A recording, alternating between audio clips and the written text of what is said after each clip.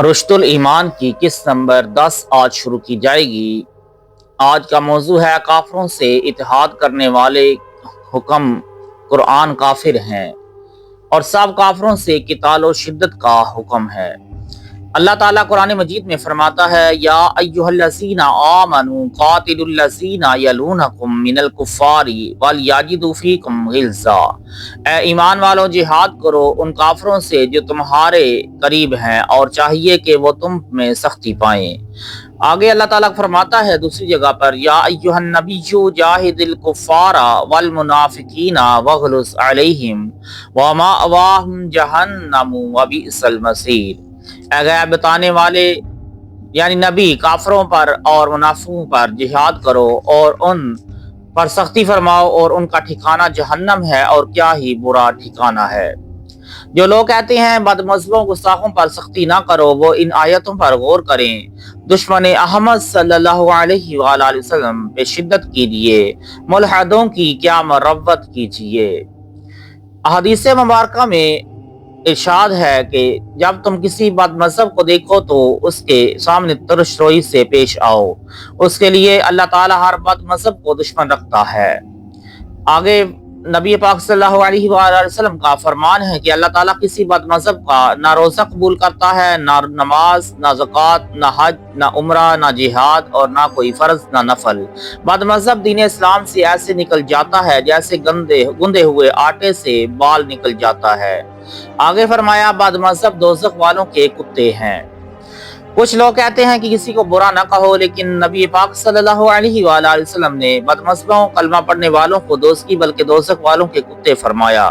ان بد مذہبوں میں بہت سے فرقہ پیدا ہو چکے ہیں اس دور میں، اور انہیں اپنے سے دور رکھو کیونکہ وہ تمہیں گمراہ نہ کر دیں، کہیں وہ تمہیں فتنہ میں نہ ڈال دیں۔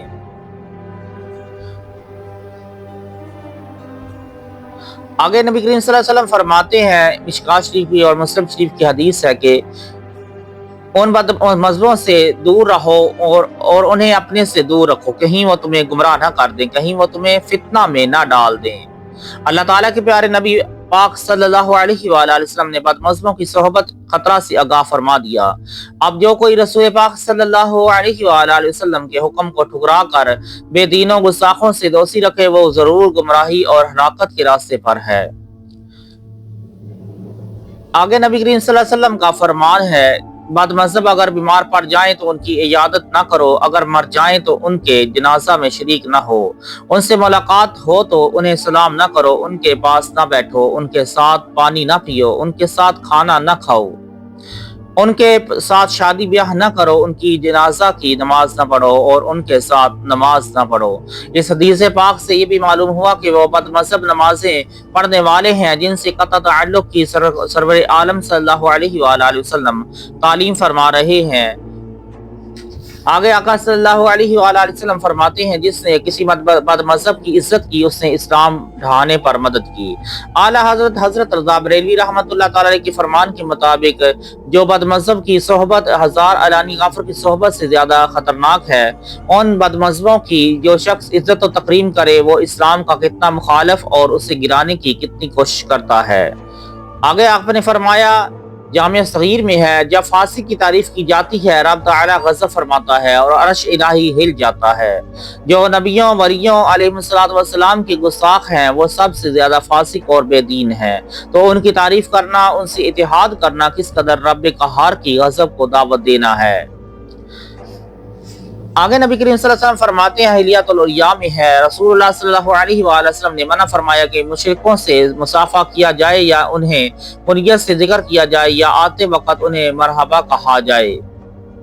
یہ بہت کم درجے کی عزت ہے کہ نام لے کر نہ پکارا جائے، فلاں کا باپ کہہ دیا جائے یا آتے وقت جگہ دینے کو آئیے کہہ دیا جائے۔ اللہ اکبر۔ کفار کے بارے میں حدیث شریف اس سے بھی منع فرماتی ہے۔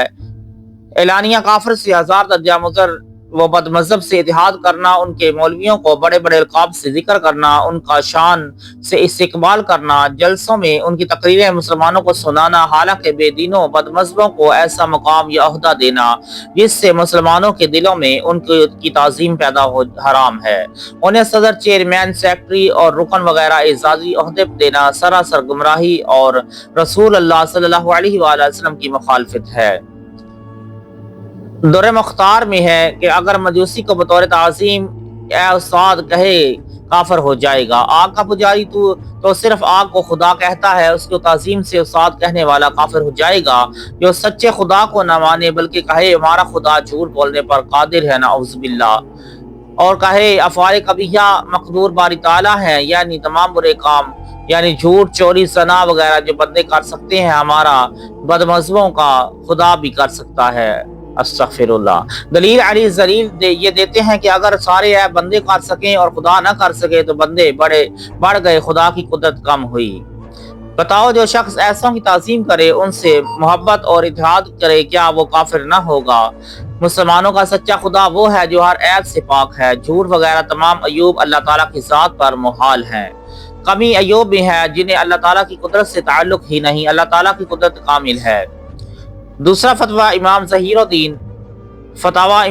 الدین میں ہے اور در مختار میں ہے کہ اگر ذمی کو تعظیم کے ساتھ سلام کرے کافر ہو جائے گا، کہ کافر کی تعظیم کفر ہے۔ ذمی نرم درجے کے کافر کو کہتے ہیں، جو اس کو تعظیم کے ساتھ سلام کرنے والا کافر ہو جاتا ہے۔ تو بتاؤ 1000 درجے بڑے گستاخ کفار کی تعظیم کرنے والا کتنا بڑا کافر ہوگا؟ انہیں جانا، انہیں مانا، نہ رکھا غیر سے کام، للہ الحمد میں دنیا سے مسلمان گیا۔ ہم سب کو اللہ تعالیٰ نبی کریم صلی اللہ علیہ وآلہ وسلم کے بتائے ہوئے راستوں پر چلنے کی توفیق عطا فرمائے، آقا صلی اللہ علیہ وآلہ وسلم کی تعظیم کرنے کی توفیق عطا فرمائے۔